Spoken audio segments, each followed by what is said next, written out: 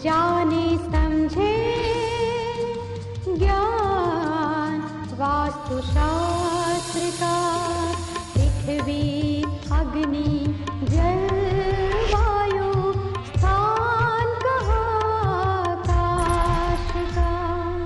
ओम वास्तु पुरुषाय नमो नमः।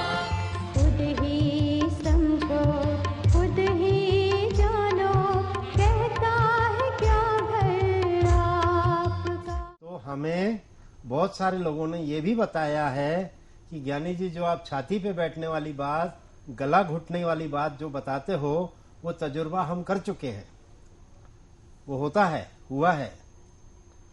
एक भाई साहब तो पहले ही दिन जब सोने गए तो दूसरे दिन तुरंत हमारी ऑफिस में आए, बड़ौदा के थे। बोले ज्ञानी जी ऐसा हुआ कि मैं जब वहां सोने गया तो मैंने अपनी नजरों से एक डेड बॉडी को, ऐसे डेड बॉडी थी, लेडी थी, उसको फ्लोट होते हुए जाते हुए घर से बाहर देखा। और वो मतलब कंप्लेन करते जा रही थी कि मुझे चैन से रहने नहीं देते, चैन से। बोले क्या था? मैं कहा वही ऊर्जा थी जो आपके घर में आपको दुर्गति दे रही थी। अब आपने जब तय कर लिया कि अब आप 7 हफ्तों के नियम में वहां रहने जाओ, तो उसको पता चल गया कि मुझे अब जाना है, तो वो जा रही थी, आपको दर्शन दे के गई। क्या ना? तो ऐसे एक नहीं, ऐसे अनेक एक्सपीरियंसेस हमारे पास लौट के आते हैं, लोग आकर के हमको बयां करते हैं। तो यहाँ पर वो ऊर्जा है। कई लोगों के घरों में हम जब जाते हैं तो साउथ वेस्ट का कोना, ground floor, first floor, second floor, वो डंप यार्ड बना दिया होता है, ठीक है। और उसको सालों से बोलते हैं, हम कभी गए ही नहीं, और जो भी घर का कचरा होता है डाल के चले आते हैं, डाल के चले आते। और हम जब वहां जाके खड़े रहते हैं तो ऐसा सिर जकड़ जाता है कि बात ही मत पूछो, क्योंकि वो नेगेटिव ऊर्जा है वहां, तो वो ऐसा सिर पकड़ती है कि वो 2-2.5 घंटे निकल जाते हैं रिलैक्स होने में, क्योंकि वहां की ऊर्जा ऐसी होती है कि आपका सिर पकड़ा जाएगा, एकदम फटेगा आपका सिर। तो विशेष करके हमारा, क्योंकि वो ऊर्जा जानती है कि हम किस लिए आए हैं, ठीक है, तो हमको अटैक करने का और प्रयास करती है। हम प्रोटेक्टेड हैं गुरु के आशीर्वाद से, माँ के आशीर्वाद से, हनुमान जी के आशीर्वाद से, महादेव जी, माता पार्वती के आशीर्वाद से, तो हमें कुछ होता नहीं है। लेकिन पकड़ में आ जाता है, एक बार तो आपका सिर दर्द शुरू हो जाएगा, ठीक है। कुदरती मेरे को नहीं होता है, लेकिन मेरे साथ जो टीम है मेरी, जो मेरे साथ चलती है फिरती है हमेशा काम पे, उनका ये कहना है कि सर वहां पकड़ लिया। तो यहां पर एक ऊर्जा है। अभी यहां पर राहु महाराज का स्थान है, और राहु महाराज का जो लोगो है वो है सांप का मुंह, ठीक है जी। और केतु जो है वो उनकी पूंछ है। अब आपको नहीं पता है कि ये मुंह कितना खुला हुआ है, तो अगर आप अचानक यहां सोने जाएंगे, लगातार सोने जाएंगे, 7 हफ्तों का नियम पालन नहीं करेंगे, तो आपको नहीं पता है कि कहीं पूरे के पूरे तो आप उस मुंह के अंदर नहीं आ जाते हैं। ये भी सही कह रहे हैं, ठीक है, क्योंकि ये मुंह अगर इतना खुला हुआ है कि आप वहां सोने गए और आप उस मुंह में आए, तो आपकी अच्छे के लिए है कि आप 7 हफ्तों का नियम पालन करके वहां जाए, ठीक है। दूसरी बात यह है कि नैऋत्य में सोना भी इसलिए जरूरी है क्योंकि आप नहीं चाहेंगे कि यहां जो स्थिर राहु है, स्थिर राहु, वो जो ऊर्जा है वो तो खैर चली जाएगी, लेकिन जो स्थिर राहु है, जिसकी पोजीशन आप यहाँ सोते हैं या नहीं सोते ये है ही, जैसे अग्नि में आपकी रसोई है चाहे नहीं है, अग्नि तो यही है। गुरु में आपकी पूजा है या नहीं है, लेकिन गुरु तो यही है। तो जो स्थिर राहु है उसका मुंह न खुले, इसलिए भी आपको यहां सोना है, ठीक है। तो जब आप यहां सोते हैं तो आप उस मुंह के ऊपर सोते हैं, और चूंकि आप सबसे ज्यादा वजनदार व्यक्ति हैं, और जब आप यहां सोते हैं तो ये मुंह अब नहीं खुलेगा। नहीं खुलेगा मतलब आपकी पूंजी को ये सॉलो नहीं करेगा। तो आपके पैसे, अगर मुंह खुल गया तो आपके पैसे धीरे धीरे धीरे धीरे चबा जाएगा, आपके रिश्ते नाते चबा जाएगा, आपकी यारी दोस्ती चबा जाएगा, आपका नाम चबा जाएगा, आपकी एजुकेशन चबा जाएगा, आपका हेल्थ चबा जाएगा, ठीक है। तो जितना इसका मुंह खुल जाएगा उतनी आपकी रिसोर्सेज जो हैं, आपकी जो पूंजी है, वो धीरे धीरे धीरे धीरे खत्म कर देगा। इसीलिए यहां सोना है, क्यों? क्योंकि वो मुंह खुलने न पाए, ठीक है जी। तीसरी वजह यह है कि यहाँ पृथ्वी तत्व है। ठीक है, बिल्कुल। तो पृथ्वी तत्व यानी पृथ्वी ही एक ऐसा ग्रह है जहां स्थिरता है। स्थिरता कहाँ है? तो पृथ्वी तत्व, पृथ्वी नाम के प्लेनेट पर है। आप चंद्रमा पे जाते हो तो आप फ्लोट करते हो, आप मंगल पे जाते हो तो आप फ्लोट करते हो, स्पेस में कहीं भी आप जाते हो तो आप फ्लोट करते हो। सिर्फ पृथ्वी ही एक ऐसा ग्रह है जहां पेड़ पौधे मनुष्य जानवर हर कोई पृथ्वी पे खड़ा स्थिर मिलेगा आपको, क्योंकि यहाँ पर एक ग्रेविटेशनल फोर्स है जिसकी ग्रेविटी के अंदर आप जमीन से चिपके रहते हो, आप हवा में उड़ते नहीं हो। और ये किसी भी और ग्रह पे ये व्यवस्था नहीं है। तो पृथ्वी तत्व कहाँ है? साउथ वेस्ट में। राहु महाराज तो प्लेनेटिक पोजीशन है, पृथ्वी कहाँ है? South west. हाँ, तो अग्नि पृथ्वी वायु जल और आकाश। तो पृथ्वी के ऊपर अगर स्थिर खड़ा रहना है तो आपको नैऋत्य में ऑफिस में बैठना है, फैक्ट्री में बैठना है, हॉस्पिटल में बैठना है, स्कूल में नैऋत्य में बैठना है और घर में नैऋत्य में यानी पृथ्वी तत्व में सोना है। तो जहां जहां आपके वर्क प्लेस है और जहां जहां आपका घर है वहां आप साउथ वेस्ट में ही बैठेंगे या सोएंगे, ताकि आपकी गुरु की दृष्टि हमेशा आपके पास बनती रहे, ताकि सांप का मुंह हमेशा बंद रहे और स्थिरता जहां है मैं वहीं रहूं, ताकि मुझे जीवन में स्थिरता मिलती रहे। ठीक है, ठीक है। ये एक तीसरा कारण है। अब चौथा कारण, वास्तु पुरुष के जो पांव हैं वो कहाँ है? वो भी नैऋत्य कोण में। तो आप बल पुरुषार्थ किस पे करते हो? पांव के बल। दौड़ते भागते किस पर हो? पांव के बल। जो भी काम आप कहाँ करते हो? पांव के बल करते हो। तो पांव कहाँ है वास्तु पुरुष के? नैऋत्य कोण में। तो आपको नैऋत्य कोण में इसीलिए सोना है और बैठना है कार्य क्षेत्र की जगह पर। घर में सोना है यहाँ। ठीक है, तो अब जब आपको नैऋत्य कोण की इंपॉर्टेंस पता चल गई तो अब आप क्या करोगे? आप घर जाओगे और घर जाकर के मम्मी से कहोगे कि मम्मी जब कभी भी आप किटी पार्टी में जाओ तो आप है ना साउथ वेस्ट में ही बैठना किटी पार्टी में। ठीक है, क्यों? क्योंकि अगर आप साउथ वेस्ट में किटी पार्टी में बैठेंगी तो आपका दबदबा वो 10-25 लेडीज के ऊपर बन जाएगा। ठीक है, क्यों? क्योंकि पावर कहाँ है? नैऋत्य में। नैऋत्य में। ठीक है ना। मैं जब भी किसी के घर जाता हूं तो उनके ड्राइंग रूम में जो साउथ वेस्ट का कोना होता है उस पर ही जाके बैठता हूं। और जाहिर है मैं अगर साउथ वेस्ट में बैठा हूं तो वो चाहे साउथ में चाहे वेस्ट में चाहे सामने ईस्ट नॉर्थ में बैठा है मेरा, लेकिन मैं पावरफुल सोफा जो होता है वहां जाके बैठ जाता हूं। क्यों? क्योंकि मुझे उनको समझाना है, उनको इन्फ्लुएंस करना है कि मैं जो बता रहा हूं वो आपको करना है। ठीक है, तो मैं उनको ये नहीं बता रहा हूं कि भाई आपको सुबह उठ करके 5 माला ओम नमः शिवाय की करनी है। वो जरूर करेगा, मुझे उसमें कहीं भी बैठ जाऊं वो जरूर करेगा। क्यों? क्योंकि पैसे थोड़ी खर्च होते ओम नमः शिवाय 5 माला करने में। आप समझे? मैं अगर उनको कहूं कि 5 सोमवार नदी किनारे जाकर के, पास में आपके नदी बहती है वहां जाके 5 सोमवार नदी में स्नान करके आना, तो वो करेगा, पैसे नहीं लगते। तो हमारा काम है लोगों के मकान तोड़वाना। आप समझे कि नहीं? जिसके अंदर एक जफा है, पैसा तो खर्च होता ही है 2-3 लाख रुपया, लेकिन चालू घर में जिसमें आप रह रहे हैं उसमें मिस्त्री आ रहा है, इलेक्ट्रिशियन आ रहा है, फ्लोरिंग करने वाला आ रहा है, कारपेंटर आ रहा है, दुनिया भर के एजेंसीज आती है, पेंट करने वाला आएगा, प्लम्बर आएगा। मतलब चालू घर के अंदर अगर 2 महीने तक या 1 महीने तक लोग आते रहेंगे तो आप घर में रह नहीं पाओगे। तो आधे लोग बोलेंगे क्या आपने उठा लिया काम। ठीक है, तो मुझे उन घर वालों को इन्फ्लुएंस करना है कि जो मैं बता रहा हूं आप कीजिए। इससे 2 फायदे होंगे कि एक तो आपका फायदा होगा, क्योंकि जब आप कर लोगे तो आपको पता चलेगा कि अब कितना मजा आ रहा है जीवन जीने का। और दूसरा मेरा फायदा होगा, क्योंकि आप जब करोगे तो जाहिर सी बात है जो फायदा होगा उससे आप अपने साले साहब को कहोगे ज्ञानी जी को मिल ले, बहनों ही को कह लो कि ज्ञानी जी को मिल ले, तो मेरा बिजनेस बढ़ेगा। ठीक है, तो अगर आप नहीं करोगे तो आपका फायदा तो आपने अटका दिया, लेकिन मेरी प्रगति भी अटका दी, तो 2 नुकसान हो जाएंगे। ठीक है, तो मैं उनसे कहता हूं भैया करो, आपका भी फायदा होगा मेरा भी फायदा होगा। आप समझे? तो मुझे एक पावरफुल पोजीशन में बैठना पड़ता है जहां मैं उनको ये कह सकूं कि आप करिए, मेरा विश्वास करिए, आपको रास्ता खुलेगा। आप समझे? तो ये वास्तुशास्त्र थोड़ा सा शास्त्र ऐसा है कि इसमें थोड़ी सी तोड़फोड़ की बात आती है, पैसा। तो स्त्री जो है, आमतौर पर हमने देखा है कि जो स्त्री होती है वो कंजूस होती है, पैसे नहीं खर्च कर सकती है, तो उसका बड़ा वो आता है, मतलब वो जो है वो रेजिस्ट करती है कि नहीं इसकी क्या जरूरत है, नहीं हमें कोई तकलीफ नहीं, ये तो अभी हमने बनवाया है, इसको कहाँ तोड़वाते हो, यानी कुछ और बताओ, कुछ और। तो उनके यहाँ से रेजिस्टेंस बहुत आती।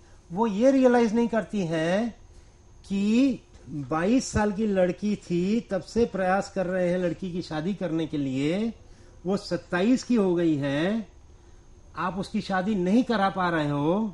अब आपने ज्ञानी जी को बुलाया है, ज्ञानी जी आपको रास्ता बता रहे हैं कि ये करो, उसकी शादीशुदा जीवन बहुत अच्छी हो जाएगी। मतलब आप ये सोच के खुश हो जाओगे कि उस लड़के से हमारी शादी करने की तैयारी हो गई थी, ये तो उन्होंने मना कर दिया। अरे बाप रे, वहां हो जाती तो अब तो देखो कितना सुंदर लड़का मिला, कितनी अच्छी कमाई वाला लड़का मिला। ठीक है, मतलब जब आप तोड़फोड़ करते हो, उसके बाद जो लड़का आपको मिलता है वो आपके अपेक्षा से 10 गुना ज्यादा अच्छा है। और अब आप सोचकर ये डर जाते हो कि बाप रे, अगर वहां हो गई होती शादी तो पता नहीं बेटी का क्या हाल होता। लेकिन कुछ माताएं, कुछ स्त्री ऐसी होती हैं कि उनके पास रास्ता नहीं है बेटी को ब्याह कराने का। तो फिर हम कहते हैं, मैडम ऐसा कीजिए माता जी, आप एक काम कीजिए, ठीक है, आप 3 महीना और प्रयास कर लीजिए बेटी का ब्याह करने के लिए, 6 महीना और प्रयास कर लीजिए, मुझे फिर बुलाइए, लेकिन फिर मैं जो कहूं वो करो। आपके पास बेटी को ब्याह कराने का रास्ता नहीं है और मेरे पास रास्ता है, उस पर आप चलने को तैयार नहीं है, तो आप क्या कर रही हैं? बेटी के जीवन के साथ खिलवाड़ कर रही हैं या क्या कर रही हैं? ठीक है, ऐसा नहीं होना चाहिए। या तो आप मुझे करने दो जो मैं कहता हूं, या आप चांस ले लो और 6 महीना आपको दे दिया, चलो आप करवा दो, ठीक है, ठीक है। हम कई बार ऐसे करते हैं कि जैसे कोई जमीन वाला आ जाता है कि ज्ञानी जी मेरी जमीन नहीं बिक रही है, और विशेष करके अभी आ रहे हैं कई लोग कि ज्ञानी जी हमारी जमीन नहीं बिक रही है। अच्छा, तो तेजी में नहीं बिकी तो अब मंदी में क्या बिकेगी? अब तो मंदी का माहौल चला है, ठीक है। जब कोई भी कचरा उठाने को तैयार था, आज से 1 साल पहले माहौल ऐसा था, आप कुछ भी कचरा दे दो, तो बोलता है लिया, फोन पे बोलता है लिया, पे पेमेंट भिजवा रहा हूँ, ठीक है, आप बाद में देखेंगे, कागज वागज बाद में देखेंगे, मुंह जुबानी ले लिया, आपके ऊपर भरोसा है। तो उस तेजी में अगर नहीं बिकी तो इस मंदी के माहौल में अब क्या बिकेगी? अभी तो पीछे हो रहे हैं सारे डेवलपर्स, ठीक है, उनका ही माल नहीं निकल रहा है तो वो दूसरा नया माल क्या खरीदें। तो हम उनसे कहते हैं कि भैया आपकी जमीन में ये दोष है, इतना इतना निवारण करो, उचित समय पे निकल जाएगी या जल्दी ही निकल जाएगी। लेकिन हम ये भी कहते हैं कि तसल्ली कर लो, पहले 3 महीने के बाद फिर से फोन करना, 3 महीना और आपको समय दिया, एक बार आप निकालने का प्रयास करो, निकल जाए तो हमारे साथ खर्चा मत करो, ठीक है। अगर नहीं निकलती है तो बेशक आप आ जाओ और हमसे काम करवा लो, हम आपको मदद करेंगे इस जमीन को निकालने में, ठीक है। तो हम मतलब लोगों को इतनी रियायत कर देते हैं कि आप कुछ और कोशिश कर लो, अगर आपसे हो जाता है तो, नहीं होता है तो किसी ऐसे आदमी को सौंप दो जो सक्षम है इस कार्य को पार करने में। तो नेहा जी, हम बात कर रहे थे नैऋत्य में बेडरूम की जी, कि नैऋत्य में बेडरूम महत्व का, ठीक है, होना चाहिए। मतलब अगर आप नैऋत्य के अंदर नहीं सो रहे हैं तो आप इस मकान में रहने आने के 15 साल के बाद आपको ये मालूम हो जाएगा कि आप प्लस नहीं हुए हैं, कहीं ना कहीं आप माइनस हुए हैं, ठीक है, कहीं ना कहीं नहीं, आप माइनस हुए हैं। और ऐसा नहीं है कि आप सिर्फ फाइनेंस में माइनस हुए हैं, नहीं, आप जीवन के हर क्षेत्र में माइनस हुए हैं, हेल्थ में भी माइनस हुए हैं, नाम में भी माइनस हुए, पैसे में माइनस हुए, यारी दोस्ती में माइनस हुए, 1-2 दोस्त आपके छट गए, यारी रिश्तेदारी में माइनस हुए, कुछ रिश्तेदार आपसे छट गए, नाराज हो गए, आजकल फोन नहीं आते, ना आपको मिलने आते, ना आप उनको मिलने जाते।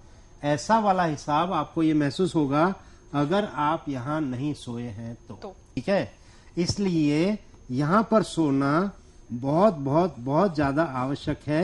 चाहे आप पश्चिम में सिर रख के सोएं, चाहे आप दक्षिण में सिर रख के सोएं, ठीक है। चाहे आप ऐसे सोते हैं, चाहे आप ऐसे सोते हैं, यहां सोना जरूरी है। अब सोना किसे जरूरी है? तो घर की मुख्य कमाऊ व्यक्ति को सोना है। घर के वडील को सोना है ऐसा जरूरी नहीं है। अगर आपका घर का वडील जो सबसे बड़ी उम्र में व्यक्ति है, अगर वो घर की मुख्य कमाऊ व्यक्ति है तो वो जरूर सोए। लेकिन जैसे ही वो रिटायर हो जाते हैं, उनको ये कमरा छोड़ देना चाहिए और अपने बेटे को वो कमरा देना चाहिए जो अब घर का मुख्य कमाऊ व्यक्ति हो गया है। ठीक है। अब कई बार हमने ये देखा है कि पिताजी रिटायर हो गए हैं और पिताजी यहां सो रहे हैं और पिताजी की पेंशन 20,000 रुपया आ रही है। हमने ये भी कहा है कि ईशान कोने में सोने वाला व्यक्ति, उस पर सारी की सारी समस्याएं हावी हो जाएंगी। और ईशान कोना क्योंकि एक कमजोर कोना है, ये जो व्यक्ति यहाँ सोने गया है वो अपने आप को जीवन बसर करने में कमजोर महसूस करेगा। ठीक है। अब पता ये चला कि जो 40,000 रुपया महीना कमा सकता है बेटा, वो 12,000 रुपए की नौकरी पर लगा है और वो भी साल में 8 महीना नौकरी करता है। 4 महीने उसकी नौकरी छूट जाती है तो एवरेज जो आता है वो 8,000 रुपया महीने पे आया। तो ये लोग आर्ग्यू करते हैं कि ज्ञानी जी, बेटा बेशक MBA है, नौकरी कर रहा है, लेकिन घर तो पिताजी ही चला रहे हैं। क्या बोले? घर तो पिताजी के पेंशन से ही चलता है। बेटा तो बड़ी मुश्किल से 8-10 हजार लेके आता है और इतना बड़ा घर 8-10 हजार में तो नहीं चलेगा। तो आज भी पिताजी ही चलाते हैं। तो मैं ये कहता हूं कि जब तक ये बेटा ईशान कोने में है, ये इस फिगर तक नहीं पहुंचेगा। अच्छा, ठीक है। और ये अंकल चाहे यहां सोए, चाहे यहां सोए, चाहे यहां सोए, इनकी इस फिगर में कोई परिवर्तन नहीं आने वाला। ये पैसा तो आने वाला है, पेंशन का पैसा है, वो तो हर महीने की 1 तारीख को अकाउंट में डिपॉजिट हो जाएगा। आप समझे ना? तो आप एक काम कीजिए कि इस मुख्य कमाऊ व्यक्ति को, जिसे आप मुख्य कमाऊ व्यक्ति समझते हैं, उसे आप यहां से निकालिए और पिताजी चाहे यहां सोए, चाहे यहां सोए, चाहे यहां सोए, चाहे यहां सोए। ठीक है। इनको वहां ले जाइए और लड़के को आने दीजिए यहां, ताकि इसकी प्रगति का रास्ता खुले। तो ये 20 और ये 40, तो फैमिली इनकम 60,000 की बनने की संभावना है। जिस कॉम्बिनेशन में आप बैठे हो वहां वो कॉम्बिनेशन 60,000 की फैमिली इनकम नहीं क्रिएट करता है। उसको रिवर्स कर दो। बाप को यहां ले जाओ कमजोर में, बेटे को यहां ले आओ। कुछ महीनों के बाद ये लड़का जो 40,000 रुपया माहवार कमाने के लायक है, वो अपने आप 40,000 रुपया माहवार कमाने लग जाएगा। अच्छा। तो फैमिली इनकम 60,000 हो गई, क्योंकि इसमें तो चाहे कहीं भी सोए कोई परिवर्तन नहीं आना। आप समझे? तो थोड़ा टैक्टफुली इसको यूज करना है। ठीक है। क्लाइंट ने कह दिया कि पापा ही मुख्य कमाऊ व्यक्ति हैं, तो आप उनको वहीं छोड़ के आ जाओ, तो आपने इसके साथ भला नहीं किया। आपको उनको समझाना पड़ेगा कि आखिरकार तो यही लड़का है जो मुख्य कमाऊ व्यक्ति बनेगा। तो क्यों ना हम इसे पावरफुल जोन दें, क्योंकि आज इसका वास्तु इस कमरे का इसे सपोर्ट नहीं कर रहा है। तो क्यों ना हम बेटे को वो वास्तु दें जिसका सपोर्ट मिले उसको, और अपने वो तरक्की के रास्ते पे चला जाए। अगर आप भी पूज्य दादाजी का आशीर्वाद प्राप्त करना चाहते हैं तो स्क्रीन पर दिखने वाले नंबर पर अपनी समस्या या रोग बताकर परम गुरु का आशीर्वाद प्राप्त कर सकते हैं। ये सेवा निःशुल्क है। हमारा पता है Vastu associates, 65 Sampat Rao colony, RC Dutt road, Vadodara, Gujarat. हमारे कॉन्टैक्ट नंबर्स हैं 098-791-08652, 5354, 60616263 और 099-250-48011। हमारा फोन नंबर है 0265-235-4112। हमारा टेलीफैक्स नंबर है 0265-235-4113। आप हमें ईमेल भी कर सकते हैं। हमारा ईमेल आईडी है maheshgyani@yahoo.com।